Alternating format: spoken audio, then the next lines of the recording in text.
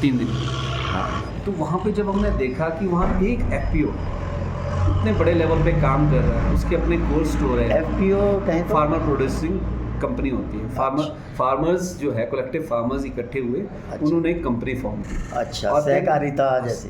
Sort of you can say it. अच्छा, पर वो कंपनी इंडियन कंपनी एक्ट में रजिस्टर होती है, तो वो अच्छा। सहकारिता नहीं रही वो। पर मतलब लॉजिक वही है उसकी, लॉजिक लॉजिक वही है। तो वहाँ पे ऐसी ऐसी कोई 500 कंपनी है नासिक के आसपास। पर जहाँ हम सहादरी फार्म में गए, वो एक बहुत बढ़िया 2500 करोड़ का उसका जो है अपना टर्नओवर है पर ईयर का। अच्छा। वो ग्रेप्स पे काम करती है ज़्यादा। वहाँ के भी किसान हमारी तरह परेशान थे, तो किसानों ने वहाँ पे गवर्नमेंट ने कोई प्रोजेक्ट लाया, तो उसके तहत वो उनको एजुकेट किया। फिर आज की डेट में वो लोग कैसे इतनी बड़ी कंपनी बन गए, और बल्कि 10 with in 10 years, 10 to 12 years, 11-12 में मेरे ख्याल से इस्टेब्लिश हुई है, वो ज़्यादा पुरानी नहीं है।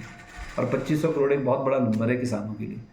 तो उन्होंने उसको जो है यूरोप में जो है उस ग्रेप्स को वो करते हैं, क्या नाम, अपना एक्सपोर्ट करते हैं।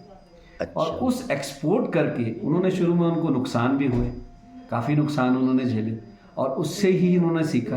पर हिम्मत नहीं हारी, करते रहे काम करते करते आज इतनी बड़ी कंपनी बन गई है कि उसके देखते देखते उसके आसपास इतनी ज़्यादा डेवलपमेंट हो गई है। अब 500 एफपीओ जहाँ पे काम करिए, इस गांव की एक एफपीओ है, दूसरे गांव की और है, तीसरे गांव, आज की डेट में उनका बहुत बड़ा टेन्योर। मैं जब देखा तो 1000 एम्प्लॉयज एक ही छत के नीचे काम कर रहा था। इसी चीज़ को लेके देखिए, अमूल जैसी कितनी बड़ी कंपनी बन जी गई थी। बिल्कुल बिल्कुल। तो एफपीओज, श्वेत क्रांति आई थी, दूध यहाँ भी बन रही है। अच्छा। यहाँ पे भी काम चला हुआ है। अच्छा। वर्ल्ड बैंक के प्रोजेक्ट के तहत यहाँ पे भी काम हुआ है, पर वो इतना प्रॉपरली मैनेज नहीं हो पाया ड्यू टू फंड्स, क्योंकि फंड्स इतने खुल के नहीं थे। क्योंकि किसानों को इकट्ठा करना, उनके लिए एक प्रॉपर ऑफिस बनाना। अब आपको पता है कि शेयर अगर कोई देगा तो मैक्सिमम 500 रुपये देगा, 1000 रुपया दे देगा, शेयर 2000 दे देगा ज़्यादा। अब 1000-2000 से तो आपकी कंपनी नहीं बनेगी। तो इसमें थोड़े थोड़े चैलेंजेस है, जो may be with the course of time शायद हो जाएगा। थोड़ा टाइम लगता है चीज़ों को सीखने में। आप लोग जैसे आप एनर्जेटिक हैं और आपसे बात करके अच्छा लगा, आप एक सोच भी रखते हैं। अगर इस तरह के कुछ लोग जुड़ जाएं तो कौन सा काम ऐसा है जो ना हो? नहीं, बिल्कुल किया सभी इंसान नहीं है। नहीं, आएगा, एक दिन आएगा। नए लड़के हम बहुत अच्छा इंटरेस्ट ले रहे हैं। कोई अब नौकरी की तरफ ऐसा आफ्टर नहीं है, जैसे हमारे को अंग्रेजों ने सिखा दी एक चीज़ की नौकरी करनी है। नौकरी के पीछे का शब्द नहीं समझते, नौकर ही रहना जीवन में। चाहे आपके पास थोड़ा है, पर जो भी है वो आपका अपना है। जब तक आप इंडिपेंडेंट नहीं सोचोगे, मालिक बन के रहेंगे, मालिक बनने की तरह सोचना पड़ेगा।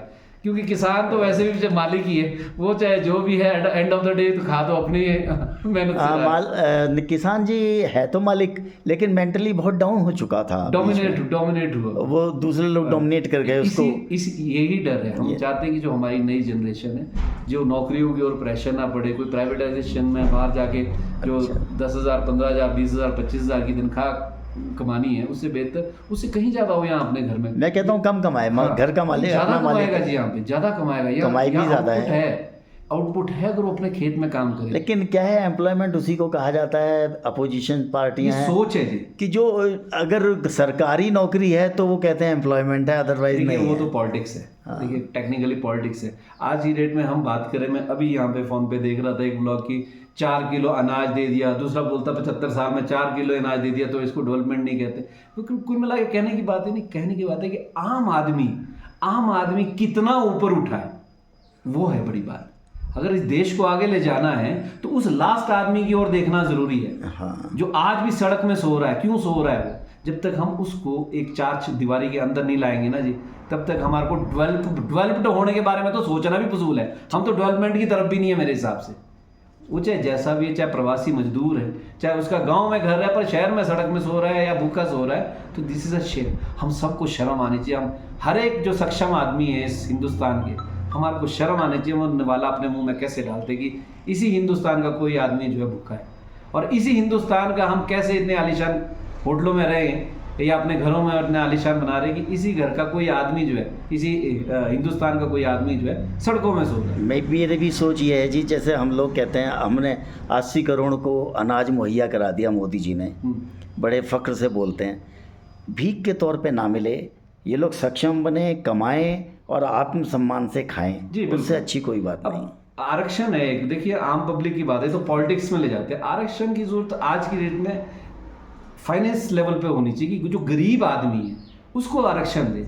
ये आरक्षण का क्या मतलब है? करोड़पति आदमी है, मान लेते शेड्यूल कास्ट है, शेड्यूल ट्राइब है, जो भी उस वक्त था इनके साथ अच्छा हुआ नहीं हुआ, ये हिस्ट्री है बता रही है कि चलो नहीं अच्छा हुआ, ठीक है इनके लिए आरक्षण रखा। पर आज की डेट में वो ऊपर उठ चुके हैं, वो ऊपर उठ गए हैं, जो आगे हैं उस लेवल में, जो सक्षम है, उनको आरक्षण देने की क्या जरूरत है? मतलब कोई हमारे जैसे कोई एमएलए भी बन जाएगा है 47 या कितने हमारे एमपी है, क्या उनमें एक भी आदमी के पास ये सवाल नहीं है क्या? सब बड़े है, बड़े शर्म की बात सब है, ये वोट बैंक का चक्कर है जी।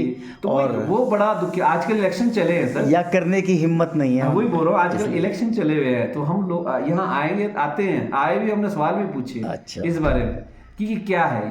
तो कहने का मतलब ये है कि भारतीय जनता पार्टी हो या कांग्रेस हो या कोई और दल हो, जो भी आए उसमें एटलीस्ट इस तरीके की सवाल होना चाहिए, देश हित की बात होनी चाहिए। और देश हित में ये सबसे बड़ा सवाल आरक्षण का भी है आज की डेट में। जी आपकी बात से मुझे एक चीज़ याद आई, ये दिल्ली में 12 रुपये यूनिट बिजली है, वो सोलर पैनल मैंने क्यों नहीं लगाते?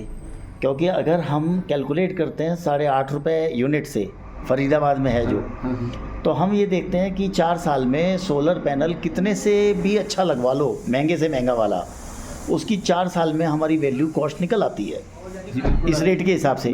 तो दिल्ली में तो इसका 2.5 साल में निकल आएगी। मैं आपको अपनी बात बता, लेकिन वो क्यों नहीं लगाते? वो कहते हैं जी 300 यूनिट तो हमें गवर्नमेंट फ्री देती है, हम क्यों लगाएं ऊपर?